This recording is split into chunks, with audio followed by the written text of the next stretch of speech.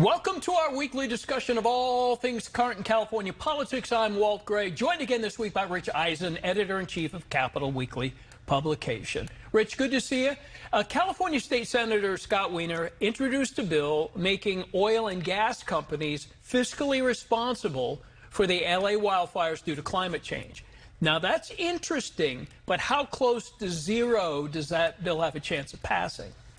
Well, I would say as close to zero as you could possibly get in this climate. I mean, just being really honest here, I have a very difficult time imagining this bill getting to the governor. I really have a difficult time imagining it getting out of the Senate. The big ticket in this bill, by the way, is something called a private right of action. In many cases, the state attorney general is the one who has to file litigation in the kinds of cases this bill addresses. Mm-hmm.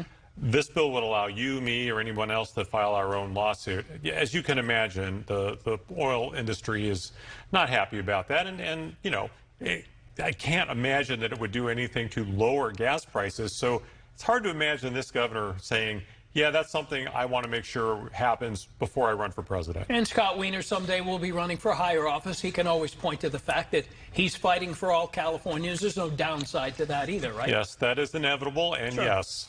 Okay. Deportations in California. Have we seen any instances yet where it's starting to affect the economy?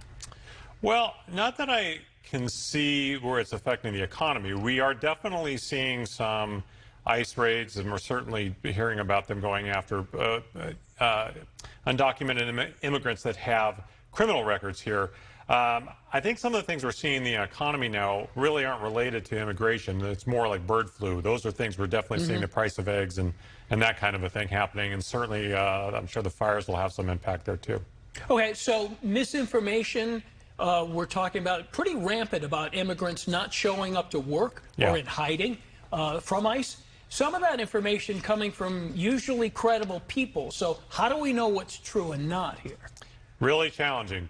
Look, emotions are really, really high right now. This has been Donald Trump's MO forever. He fire hoses out a lot of things, the whole shock and awe thing, which they talked about, before the inauguration. This is all part and parcel to the way he's, planned to go forward with his administration.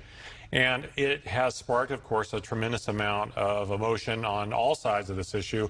I think right now we're seeing statistics that are being thrown out there. The one I saw was 75% of workers didn't show up. Well, there's no way to know that, I think, and certainly there's no way to verify those numbers. And the people that said them originally are now not really talking to the media. So I think the best thing to do is use your common sense when you think about these numbers that get thrown out there as to whether that makes like say common sense when you think about the big picture here. Yeah, I think everybody wants to be the first tweet. Sometimes it's accurate, sometimes it's not, but people want to be first. So. Yeah, and again, emotions are very, very high right now. True. I would just tell everybody to keep your powder dry before you start sharing information that you are not 100% sure is factual.